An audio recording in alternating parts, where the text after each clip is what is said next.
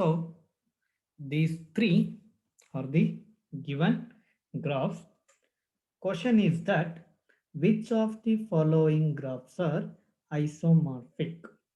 Which of the following graphs are isomorphic? So let's we solve. ಕೇಳಿಸ್ತಾ ಇದೆ ಅಲ್ವಾ ನನ್ನ voice? Yes, sir. Let's see the solution for this one. So first we check all the four conditions of necessary statement. That is number of vertices in G1 is equals to 4. Number of vertices in G2 equals 4. Number of vertices in G3 is equals to 4. Which implies that all the three graphs have same number of vertices. So ಮೊದಲನೇ condition ಎಲ್ಲದರಲ್ಲೂ ಕೂಡ same number of ವರ್ಟಿಸಸ್ಗಳು ಇರಬೇಕಿತ್ತು, ಎಲ್ಲದರಲ್ಲೂ ಕೂಡ ಇದೆ. ಸರಿನಾ? So second condition.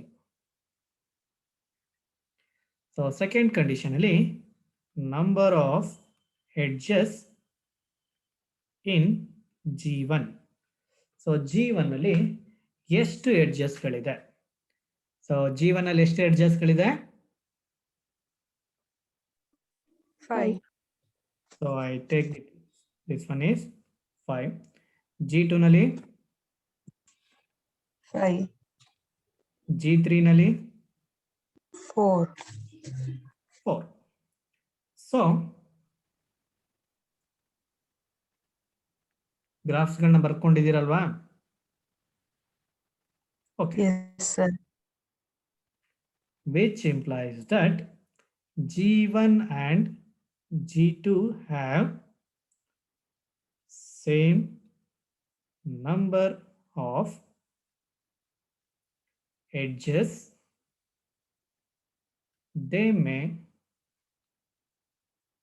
isomorphic. So ಅವೆರಡಕ್ಕೂ ಸೇಮ್ ಎಡ್ಜಸ್ಗಳಿರೋದ್ರಿಂದ they may isomorphic. But G3 has only 4 edges, which implies that G3 is neither isomorphic to G1 nor to G3. So G1ಗೂ ಕೂಡ ಐಸೋಮಾರ್ಫಿಕ್ ಆಗಿರಲ್ಲ, G2ಗೂ ಕೂಡ ಏನಾಗಿರಲ್ಲ, ಐಸೋಮಾರ್ಫಿಕ್ ಆಗಿರಲ್ಲ. ಯಾಕಂದ್ರೆ ಇದರಲ್ಲಿ ಒಂದು ಎಡ್ಜ್ ಲೆಸ್ ಆಗಿದೆ. ನೆಕ್ಸ್ಟ್ ಬಂದ್ರೆ degree of sequence. So degree of sequence ಅಲ್ಲಿ ದಿ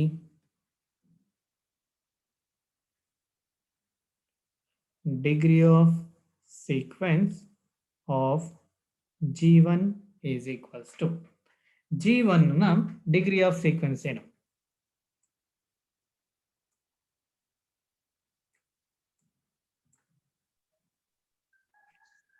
G1 ನಲ್ಲಿ ಇರುವಂತ ಪಾಯಿಂಟ್ಸ್ ಗಳ ಡಿಗ್ರಿ ಆಫ್ ಸೀಕ್ವೆನ್ಸ್ ಏನಾಗುತ್ತೆ? ಇದರಿಂದ ಎಷ್ಟು ಎಡ್ಜಸ್ಗಳು ಎಮರ್ಜ್ ಆಗ್ತಿದೆ ಅಥವಾ ಸ್ಟಾರ್ಟ್ ಆಗ್ತಿದೆ, ಅಥವಾ ಈ ಪಾಯಿಂಟ್ಗೆ ಮೀನ್ಸ್ ಈ ಪಾಯಿಂಟ್ಗೆ ಎಷ್ಟು ಎಡ್ಜಸ್ಗಳು ಬಂದು ಜಾಯಿನ್ ಆಗ್ತಿದೆ? 3. ಸೊ ಈ ಪಾಯಿಂಟ್ಗೆ 2. ಈ ಪಾಯಿಂಟ್ಗೆ 3. ಈ ಪಾಯಿಂಟ್ಗೆ 2. ಸೊ ಡಿಗ್ರಿ ಆಫ್ ಸೀಕ್ವೆನ್ಸ್ ಏನಾಗುತ್ತೆ ಅಲ್ಲಿಗೆ? 10. 10 ಆಗುತ್ತಾ? ಸೊ ಡಿಗ್ರಿ ಆಫ್ ಸೀಕ್ವೆನ್ಸ್ ಅಂದ್ರೆ ಸೊ ಇವುಗಳನ್ನೆಲ್ಲ ಅಸೆಂಡಿಂಗ್ ಫಾರ್ಮ್ ಅಲ್ಲಿ ಬರೆಯುವಂಥದ್ದು ಅಷ್ಟೇನೆ. That is 2, 2, 3, 3. ಸೊ ಅಲ್ಲಿ ಎಷ್ಟಿದೆ ಅಷ್ಟು ಟೈಮ್ ಬರೀತೀವಿ, ಆದ್ರೆ ಅದನ್ನ ಏನ್ ಬರೀತೀವಿ ಅಸೆಂಡಿಂಗ್ ಆರ್ಡರ್ ಅಲ್ಲಿ ಬರೀತಾ ಹೋಗ್ತೀವಿ. ಸೊ ಅದೇ ರೀತಿ ಇದಕ್ಕೆ ಡಿಗ್ರಿ ಆಫ್ ದಿ ವರ್ಟಿಸಿಸ್ ಎಷ್ಟು? ಈ ಪಾಯಿಂಟ್ ಅಲ್ಲಿ ಎರಡನೇ ಗ್ರಾಫ್ ಅಲ್ಲಿ 3, ಈ ಪಾಯಿಂಟ್ ಅಲ್ಲಿ 3, ಈ ಪಾಯಿಂಟ್ ಅಲ್ಲಿ 2, ಈ ಪಾಯಿಂಟ್ ಅಲ್ಲಿ 2, so degree of the sequence is 3, 3. 2, 2 and 3, 3.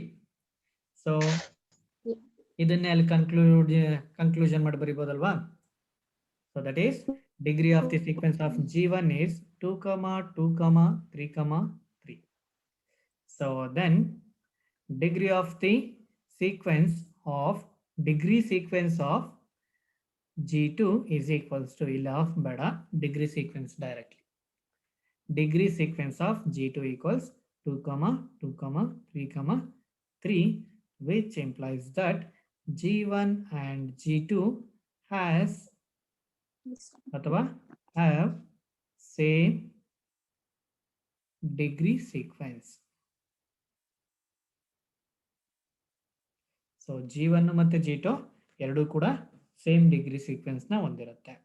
ನಾನು G3 ನ ಯಾಕೆ ತಗೊಳ್ಳಿಲ್ಲ ಅಂದ್ರೆ G3 already neither isomorphic and nor isomorphic to both G1 and G2 ಆಗಿರೋದ್ರಿಂದ ಅದನ್ನ ಆಲ್ರೆಡಿ ಎಲಿಮಿನೇಟ್ ಮಾಡಿದ್ದೀನಿ. I consider remaining those two, that is which satisfies above two conditions. So next last one, ಅದರಲ್ಲಿ ಬರುವಂತಹ K ಸೈಕಲ್ಸ್ಗಳು ಅವುಗಳ ಇಮೇಜ್ಗೆ correct ಆಗಿ match ಆಗಿದೆಯಾ ಅಂತ ಹೇಳಿ ನೋಡಬೇಕು. ಸೊ ಕೆ ಸೈಕಲ್ಗೆ ಬಂದಾಗ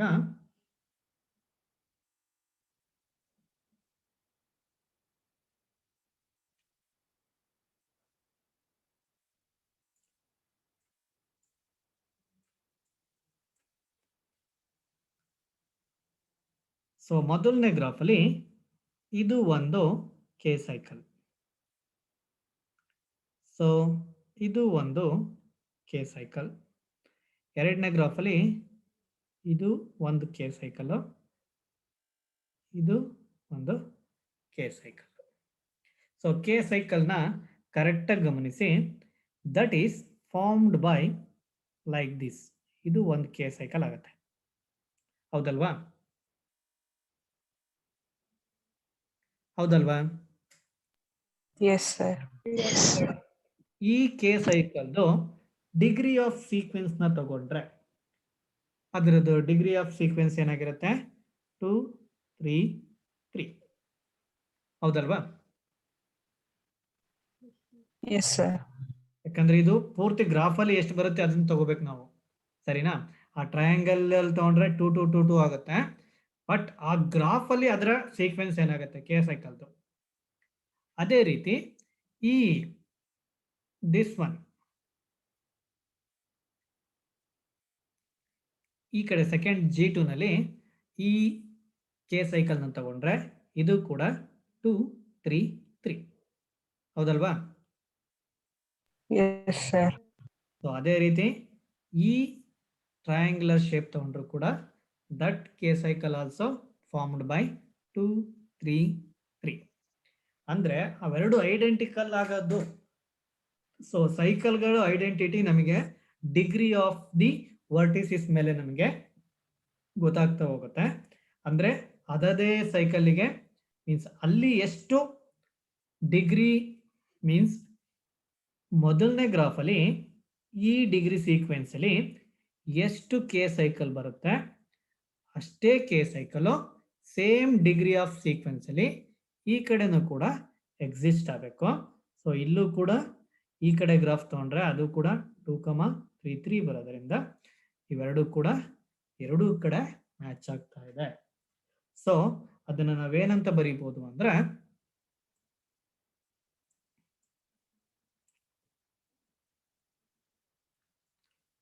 fourth condition, both graphs contain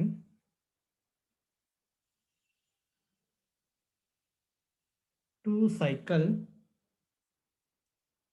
of each of length 3 formed by the vertices having degrees 2, 3, 3. So ಎರಡು ಗ್ರಾಫಲ್ಲೂ ಕೂಡ 2 ಸೈಕಲ್ಸ್ ಅಂದರೆ 2 ಸೈಕಲ್ಸ್ಗಳಿದೆ ಆಫ್ ಲೆಂತ್ 3 ಅಂದರೆ 3 ಎಡ್ಜಸ್ ಬರುವಂತ 2 ಸೈಕಲ್ ಇದೆ. ಅವುಗಳು ಯಾವುದರಿಂದ ಮೀನ್ಸ್ ಯಾವ ವರ್ಟಿಸಿಸ್ ಇಂದ ಫಾರ್ಮ್ ಆಗಿದೆ ಅಂದ್ರೆ ಆಫ್ ಡಿಗ್ರಿ 2, 3, 3 ಬರೋ ತರ ಎರಡರಲ್ಲೂ ಕೂಡ 3 ಲೆಂತ್ ಇರುವಂತ 2 ಸೈಕಲ್ ಎಕ್ಸಿಸ್ಟ್ ಆಗೋದ್ರಿಂದ they have the same cycle, which implies that G1 and G2 have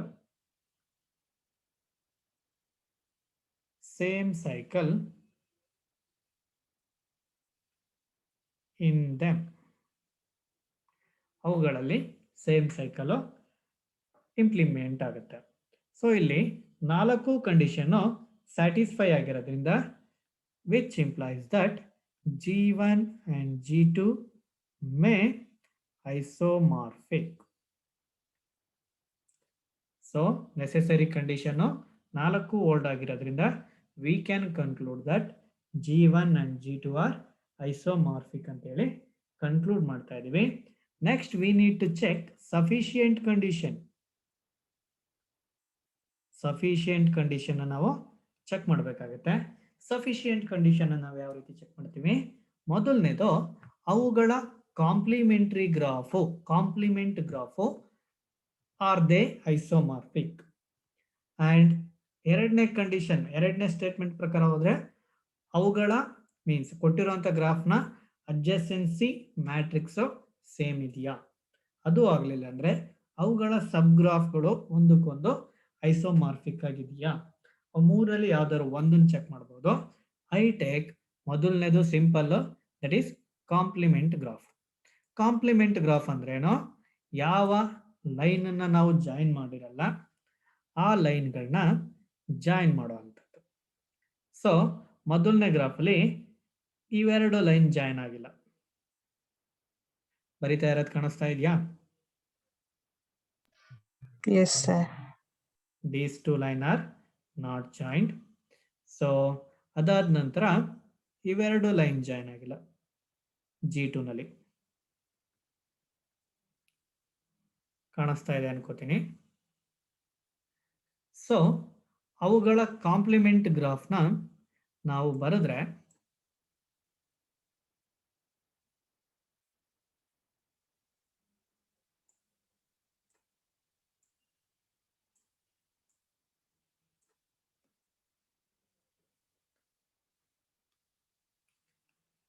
consider the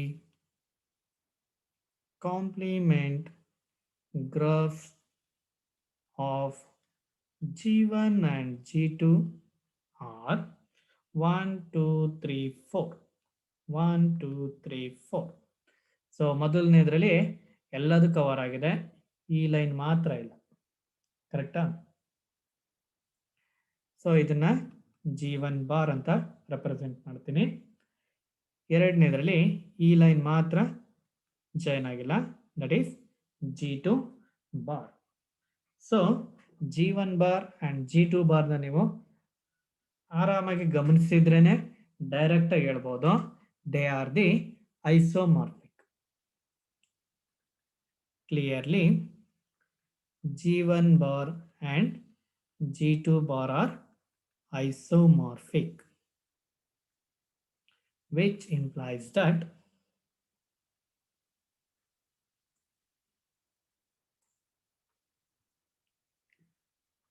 graph G1 and graph G2 are isomorphic.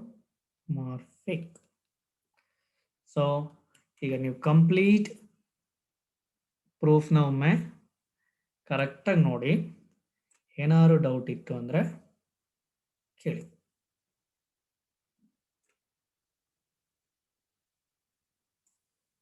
So ಸ್ವಲ್ಪ ಚಿಕ್ಕದಾಗಿ ಕಾಣಿಸ್ತಾ ಇದೆ ಅನ್ಕೋತೀನಿ. ಈ ಪಾಯಿಂಟ್ಸ್ ಅಲ್ಲಿ ನಿಮಗೆ ಏನಾದರೂ ಡೌಟ್ ಇದೆಯಾ? ಯಾವ ಪಾಯಿಂಟ್ಸು ಅರ್ಥ ಆಗಿಲ್ಲ ಅದನ್ನ ಕೇಳಿ, ಇದನ್ನ ಕ್ಲಿಯರ್ ಮಾಡ್ಕೊಳ್ಳೋಣ. ಅದಾದ ನಂತರ ನೆಕ್ಸ್ಟ್ ಪ್ರಾಬ್ಲಮಿಗೆ ಹೋಗೋಣ.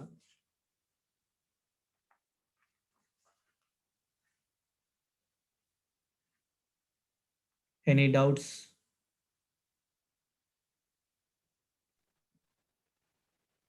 No, sir. ಏನು ಡೌಟ್ ಇಲ್ವಾ? No, sir. ಓಕೆ, ಡೌಟ್ ಇಲ್ಲ ಅಂದ್ರೆ ಇನ್ನೂ ಒಳ್ಳೆದೇನೆ.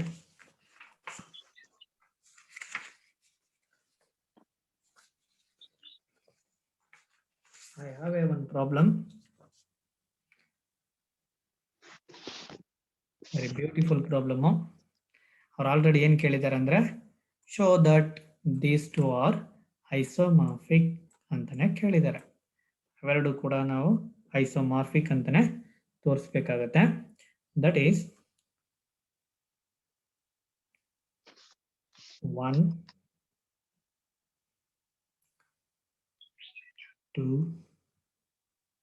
3 4 5 1 2 3 4 5. Next 1 2 3 4 5 6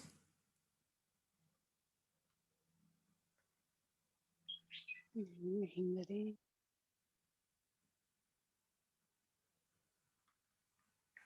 ಗ್ರಾಫ್ನ ನಾನು ಕಂಪ್ಲೀಟಾಗಿ ಎಳೆದ್ಮೇಲೆ ನೀವು ಡ್ರಾ ಮಾಡಿಕೊಂಡ್ರೆ ಒಳ್ಳೆಯದು. ಯಾಕಂದರೆ ಚುಕ್ಕಿಗಳು ಬೇರೆ ಬೇರೆ ಕಡೆ ಹೋದರೆ ನಿಮಗೆ ಗ್ರಾಫ್ ಸ್ವಲ್ಪ ಕಷ್ಟ ಆಗ್ಬೋದು.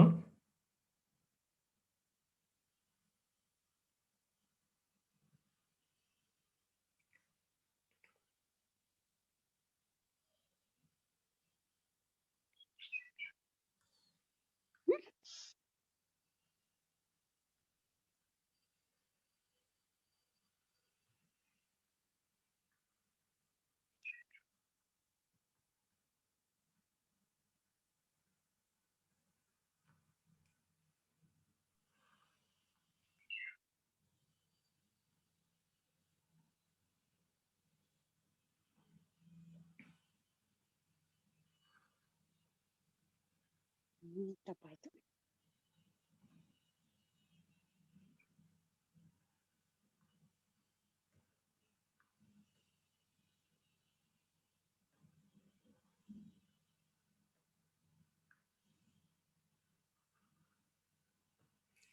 ಸೊ ಇದು ಕೊಟ್ಟಿರುವಂಥ ಗ್ರಾಫ್.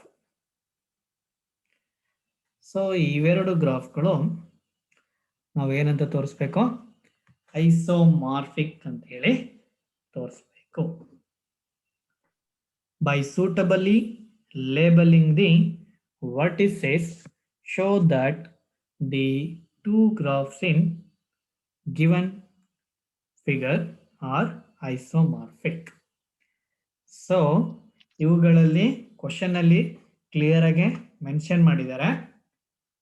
ಬೈ ಸೂಟಬಲಿ ಲೇಬಲಿಂಗ್, ಅವುಗಳನ್ನ ಸೂಟಬಲಿ ಲೇಬಲ್ ಮಾಡೋದ್ರಿಂದ ನಾವೇನ್ ಮಾಡಬೇಕು? ಐಸೋಮಾರ್ಫಿಕ್ ಅಂತೇಳಿ ತೋರಿಸ್ಬೇಕು. So first our aim is to label them, ಅವುಗಳನ್ನ ನಾವು ಲೇಬಲ್ ಮಾಡಬೇಕು. ಸೊ ದಟ್ ಈಸ್ ಒಂದೇ ಸೇಮ್ ಟು ಸೇಮ್ ಲೇಬಲಿಂಗ್ ಮಾಡಿದ್ರೆ ತುಂಬಾ ಅನುಕೂಲ. ಸೊ ಇವೆರಡು ಫಿಗರ್ಗಳನ್ನ ನಾನು ಮೊದಲು ನಿನ್ನೆ ಲಾಸ್ಟ್ ಕ್ಲಾಸಲ್ಲಿ ಒಂದು ಕ್ಲಿಪ್ ತೋರಿಸಿದ್ದೆ ಅನ್ಸುತ್ತೆ ನಿಮಗೆ. ಆ ಮೂವಿಂಗ್ ಫಿಗರ್ ಹೋಗ್ತಾ ಇತ್ತು ಗೊತ್ತಾ? Yes, sir. ಆ ಮೂವಿಂಗ್ ಫಿಗರ್ನ ಒಂದು ಸ್ಟೇಜ್ಗಳಿವೆರಡು. ಸೊ ಒಂದು ಟ್ರಾನ್ಸ್ಫಾರ್ಮ್ ಆದಾಗ ಬರುವಂತ ಇನ್ನೊಂದು ಪಿಕ್ಚರು. ಸೊ ಅವುಗಳನ್ನ ಕರೆಕ್ಟಾಗಿ ನೇಮಿಂಗ್ ಮಾಡ್ತಾ ಹೋಗೋಣ. ಸೊ ನೇಮಿಂಗ್ ಅಲ್ಲಿ ನಾನು ಮೊದಲನೇ ಪಾಯಿಂಟ್ ಏನ್ ತಗೋತೀನಿ, ಎ ಅಂತ ತಗೋತೀನಿ. ಇದನ್ನ ಕೂಡ ಎ ಅಂತ ತಗೋತೀನಿ. ಸೊ ಲೇಬಲಿಂಗ್ ಮಾಡ್ಬೇಕಾದ್ರೆ isomorphic same to same name ಕೊಟ್ಕೊಂಡ್ರೆ ಈಸಿ ಆಗುತ್ತೆ ವೆರಿಫೈ ಮಾಡ್ಲಿಕ್ಕೆ. ಸರಿನಾ? So Yes, sir. ಎ ಇಂದ ಎಷ್ಟು ಲೈನ್ ಹೋಗಿದೆ? 3. ಲೈನ್ ಹೋಗಿದೆ. ಸೊ ಮೊದಲನೇದು ಬಿ, ಎರಡನೇದು ಸಿ, ನೆಕ್ಸ್ಟ್ ಡಿ ಅಂತ ಹೇಳಿ ತಗೋತೀನಿ. ಸೊ ಇಲ್ಲಿ ಸೈಕ್ಲಿಕ್ ಆಗಿ ಬರ್ಬೇಕಂತ ಏನಿಲ್ಲ. ಸೊ ನಾವು ಒಂದು ಪಾಯಿಂಟ್ ಇಂದ ಶುರು ಮಾಡಿದ್ದೀವಿ, ಅದು ಅದೇ ರೀತಿ ಸೀಕ್ವೆನ್ಸ್ ಆಗಿ ಹೋಗ್ತಾ ಇದೆ. ಸೊ ಇಲ್ಲಿ ಎ ಬಿ ಸಿ ಅಂತ ತಗೊಂಡಾದ್ಮೇಲೆ ಎ ಇಂದ ಬಿಗೆ ಒಂದು ಲೈನ್ ಹೋಗ್ಬೇಕಲ್ವಾ? So this one is B. Next A to C, next A to D. ಅರ್ಥ ಆಗ್ತಿದ್ಯಾ? Yes, sir. ನೆಕ್ಸ್ಟ್ ಬಿ ಇಂದ ಎಗೆ ಒಂದು ಹೋಗಿದೆ ಆಲ್ರೆಡಿ, ಬಟ್ ಬಿ ಇಂದ ಮತ್ತೆ ಇನ್ನೆರಡು ಎಡ್ಜಸ್ಸಿಗೆ ಹೋಗ್ಬೇಕು, ಹೌದಲ್ವಾ? ಮೀನ್ಸ್ ಇನ್ನ ಎರಡು ವರ್ಟಿಸಿಸ್ಗೆ ಹೋಗ್ಬೇಕು. ಅವುಗಳನ್ನ ನಾನು ಏನಂತ ತಗೋತೀನಿ ಅಂದ್ರೆ this one is E, this one is F. So outside ಇರೋದನ್ನ ಇ ಅಂತ ತಗೋತೀನಿ, ಇನ್ಸೈಡ್ ಬರೋದನ್ನ ಎಫ್ ಅಂತ ಹೇಳಿ ತಗೋತೀನಿ. ನೆಕ್ಸ್ಟ್ ಸಿ ಇಂದ ಎರಡಕ್ಕೆ ಹೋಗ್ಬೇಕು, ಇ ಇಂದ ಎರಡಕ್ಕೆ ಹೋಗ್ಬೇಕು. ಎಫ್ ಆಗಿದೆ, ಜಿ ಮತ್ತೆ ಎಚ್ ಕೊಡ್ತೀನಿ. This one is G, this one is H. So E ಇಂದ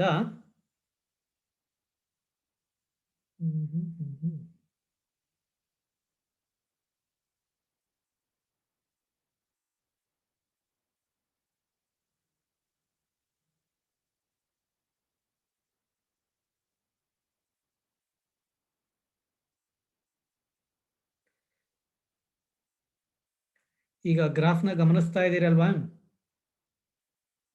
Yes, sir. ಸೊ ಮೊದಲನೇ ಗ್ರಾಫ್ ಅಲ್ಲಿ ಎ ಮತ್ತೆ ಸಿ ಮತ್ತೆ ಇ ಮಧ್ಯದಲ್ಲಿ ಎಚ್ ಇದೆ, ಹೌದಾ? ಸಿ ಮತ್ತೆ ಇ ಮಧ್ಯದಲ್ಲಿ ಎಚ್ ಇದೆ ಕನೆಕ್ಷನ್ ಅಲ್ಲಿ, ಹೌದಲ್ವಾ? Yes, sir. Yes, sir. ಅದೇ ರೀತಿ ಇ ಮತ್ತೆ ಸಿ ಮಧ್ಯೆ ಎಚ್ ಬರ್ಬೇಕಂದ್ರೆ here we have to bring H. ಇಲ್ಲಿ ನಾವು ಏನ್ ತಗೋಬೇಕು, ಅದಕ್ಕೆ ಎಚ್ ಅಂತೇಳಿ ತಗೋಬೇಕಾಗತ್ತೆ. ಸೊ ಇದು ಎಚ್ ಆಯ್ತು ಅಂದ್ರೆ ಇನ್ನೊಂದು ಎಡ್ಜ್ ಏನಾಗಿರುತ್ತೆ, ಜಿ ಆಗಿರುತ್ತೆ. ಸೊ ಇನ್ನೊಂದು ಎಂಡ್ ಜಿ ಆಗಿರುತ್ತೆ.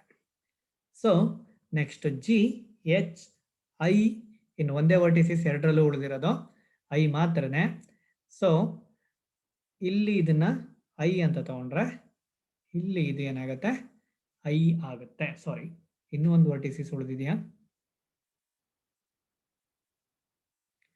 ಯಾವುದೋ ಒಂದು ಪಾಯಿಂಟ್ ಬಿಟ್ಟಿದೀವಲ್ಲ ನಾವು. Sir, ಅಲ್ಲಿ ಐ ಪಕ್ಕ. ಹೌದು ತಾನೆ? ಓ ಸಾರಿ, ಇದು ಐ ಜೆ. ಸೊ ಇಲ್ಲಿ ಐ ಪಕ್ಕದಲ್ಲೂ ಒಂದಿದೆ, ಇಲ್ಲೂ ಕೂಡ ಒಂದಿದೆ ಅಲ್ವಾ?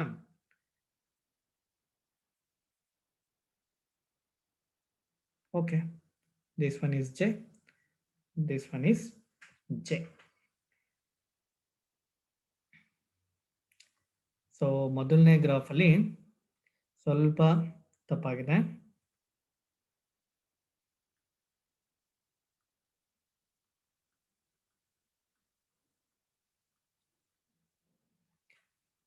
ಸೊ ಜಿ ವರ್ಗೂ ನಾವು ಮ್ಯಾಪಿಂಗ್ ಮಾಡ್ಕೊಂಡಿದ್ದೀವಿ. ಜಿ ಆದ್ಮೇಲೆ ಎಚ್ ಕೂಡ ತಗೊಂಡಿದ್ದೀವಿ. ಎಚ್ ಆದ್ಮೇಲೆ ಐ ಕೊಡಬೇಕು. ಐ ಕೊಡ್ಲಿಕ್ಕೆ ಇಲ್ಲೂ 2 ಪಾಯಿಂಟ್ ಇದೆ. ಸೊ ಇದು 1 ಪಾಯಿಂಟು, ಇದು 1 ಪಾಯಿಂಟು, ಇಲ್ಲೂ ಕೂಡ 2 ಪಾಯಿಂಟ್ ಇದೆ, middle point and this point. So ಇವೆರಡಕ್ಕೆ ನಾವು ನೇಮಿಂಗ್ ಮಾಡ್ತಾ ಹೋಗ್ಬೇಕು. ಇಲ್ಲಿ ಅಬ್ಸರ್ವ್ ಮಾಡಿ, ಎಫ್ ಮತ್ತೆ ಡಿ ಮಧ್ಯದಲ್ಲಿ 1 ಪಾಯಿಂಟ್ ಇದೆ, ಇಲ್ಲೂ ಕೂಡ ಎಫ್ ಮತ್ತೆ ಡಿ ಮಧ್ಯದಲ್ಲಿ 1 ಪಾಯಿಂಟ್ ಇದೆ. ಸೊ ಅದನ್ನ ನಾನು ಏನಂತ ತಗೋತೀನಿ, ಐ ಅಂತ ಹೇಳಿ ತಗೋತೀನಿ. This one is I. Next point F ಮತ್ತೆ ಸಿ ಮಧ್ಯದಲ್ಲಿ ಬರುವಂಥ ಪಾಯಿಂಟು, ದಟ್ ಈಸ್ ಜೆ. ಅದೇ ಪಾಯಿಂಟ್ಗೆ ಅದೇ ಲಿಂಕ್ ಬರೋ ಥರ ನಾವು ಅದನ್ನ ಏನು ಮಾಡಬೇಕಾಗತ್ತೆ, ನೇಮಿಂಗ್ ಮಾಡ್ತಾ ಹೋಗ್ಬೇಕಾಗತ್ತೆ. Which implies that we have these two are isomorphic. So ಈ ಪ್ರಾಬ್ಲಮ್ನ ಇದಿಷ್ಟು ಮಾಡಿದ ನಂತರ you have to put this one as F of A, F of B, F of C, F of E, F of H, F of G, F of I, F of J, F of F, F of D. So ಮೊದಲು ಅಲ್ಲಿ ಏನು vertices ಇರುತ್ತೆ ಅದೇ ವರ್ಟಿಸಿಸ್ಗಳನ್ನ ಈ ಕಡೆನೂ ತಗೊಳ್ಳಿ. ಅದಾದ ನಂತರ ನೀವು ಕೊನೆಗೆ ಏನು ಮಾಡಬೇಕು, ಅದನ್ನು ಯಾವುದಾದ್ರೂ ಒಂದು ಫಂಕ್ಷನ್ ಮೂಲಕ ರೆಪ್ರೆಸೆಂಟ್ ಮಾಡಿದ್ರೆ then those two are become a isomorphic ಆಗುತ್ತೆ. ಇಲ್ಲಿ ತೋರಿಸಿರುವಂಥ problem, by suitably labeling you have to show that these are isomorphic ಅಂತೇಳಿ. Then after that you have to mention A goes to f of A and B goes to f of B and C goes to f of C and D goes to f of D. ಅದೇ ರೀತಿ ಇನ್ನು ಉಳಿದ ಎಲ್ಲ ವರ್ಟಿಸಿಸ್ಗೂ ಕೂಡ ಬರೀರಿ. So ಆದ ನಂತರ ಏನಾಗುತ್ತೆ, ನಿಮಗೆ ಐಸೋಮಾರ್ಫಿಕ್ ಅಂತ ಹೇಳಿ ತೋರಿಸಿದ್ದೀರ ಅಂತ ಹೇಳಿ ಪ್ರೂಫ್ ಆಗುತ್ತೆ. ಅರ್ಥ ಆಯ್ತಲ್ವಾ ಇದು?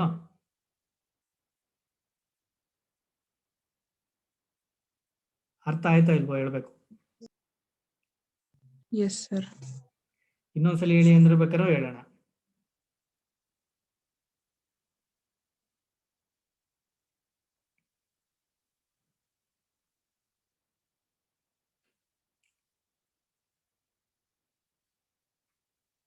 Anyone want one more time explanation?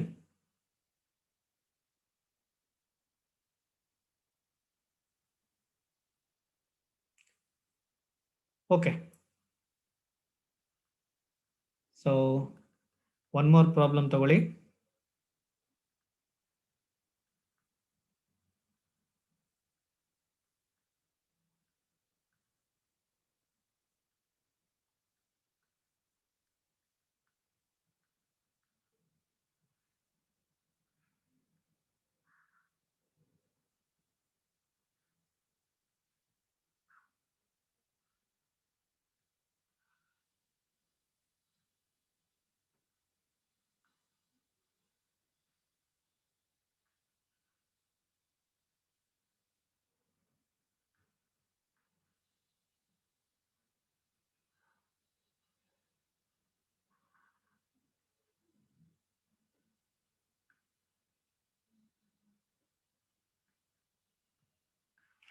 G1, G2.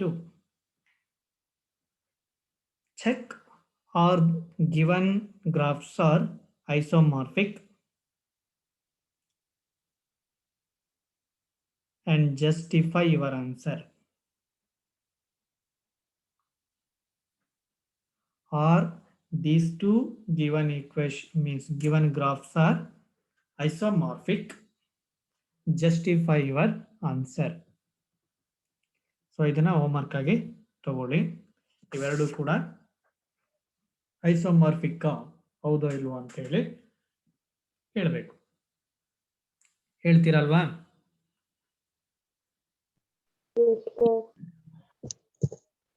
Okay, we shall continue in next class. Thank you sir.